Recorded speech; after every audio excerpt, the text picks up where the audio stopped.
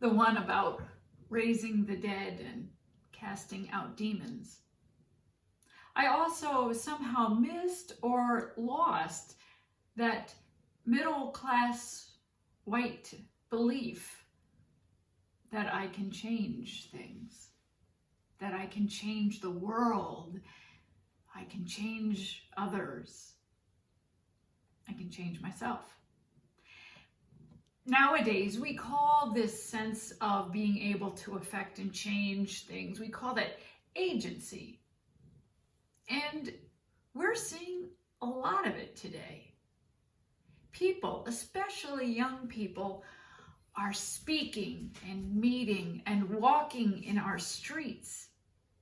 These are our modern apostles of change, working to cast out the demon of racism, which has plagued our country from the beginning, trying to bring life and hope. They are out there trying to bring that life out of death, to, in our language of Jesus faith, to bring the kingdom of heaven in the near and here.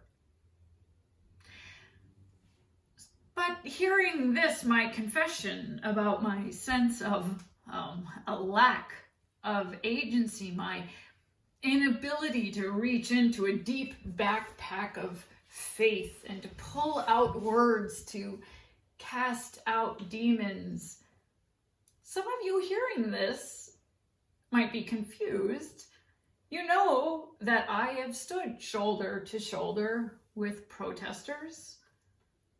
I've walked and I've shouted and I've cried out, sang out for the healing of people, of our community, of this nation. And in those moments, it is the people around me, which I see and feel as that crucified and risen body of Christ all around me, that has fueled my spirit and given me strength, offered me a vision of agency. I imagine that my experience may actually be a lot like that of those named and unnamed in our gospel for today from Matthew. Those first followers of Jesus who had walked with him, but they didn't really have any other special training. They were just regular folks. They didn't have degrees or practical experiences. The only authority over these evils, the spiritual, the physical, and the political, which are always intertwined as they were and have been, those authority, that power to heal, it didn't come from within them. It came from him, from Jesus. Today, we as a church, we have the opportunity to leave our post-enlightened, scientific, our liberal theologies behind and join ourselves to Jesus's power, Jesus's life, and his very body today, as it is living and breathing and fist pumping and crying and shouting for God's kingdom in the now, not yet, but in the now.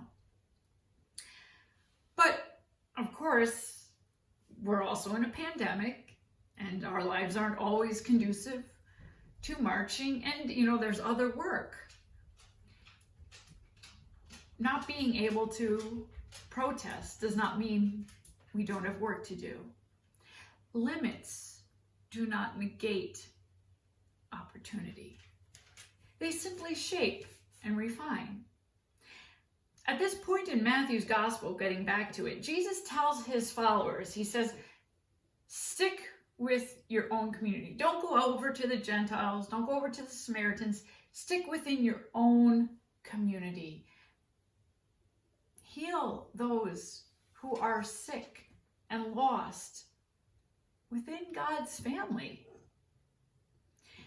And frankly, as I've heard and as I know from my own experience, this is often the most difficult healing, the most difficult mission field.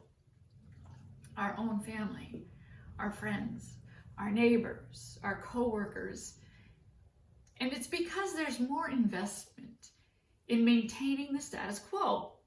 Because change and healing are uncomfortable. And when we work at that, there is risk. There is risk of losing relationships. By pushing one another to grow and to move into new life, there's risk. For example, some friends and family don't see the pain around us, the loss. Some don't see the wounds of racism that it inflicts on people of color. And others may see that, but they may not know the pain and the healing that needs to happen for people like me, white people. Because you see, racism is like a demon. It's systematic.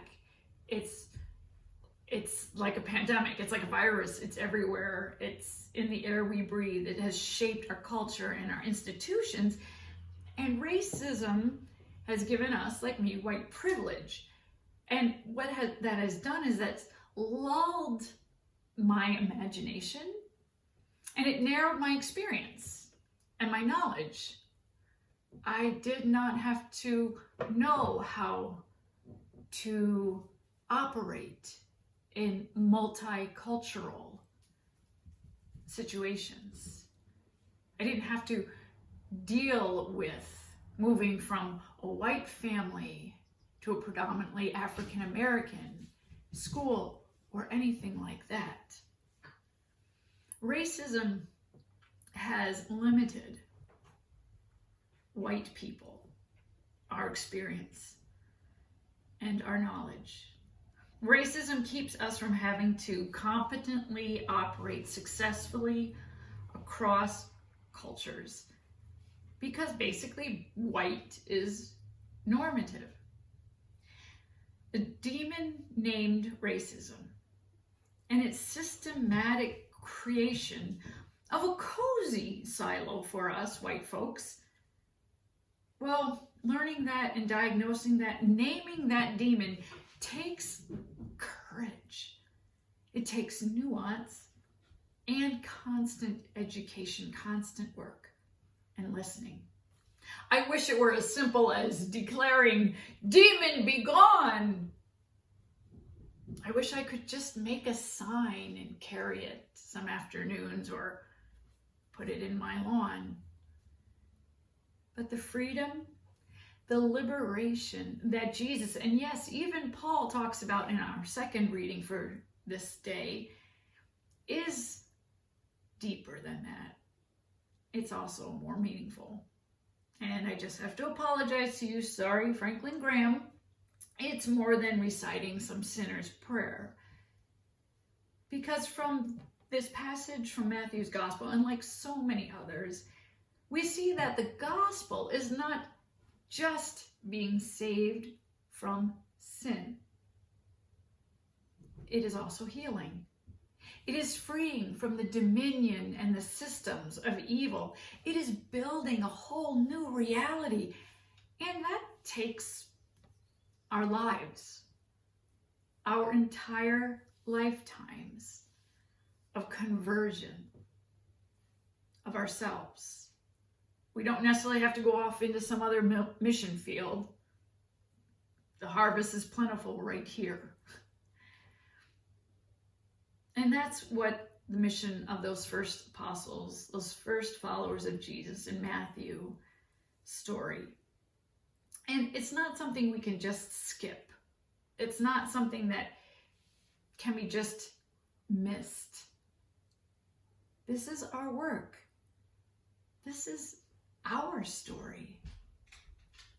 This is our mission. Amen.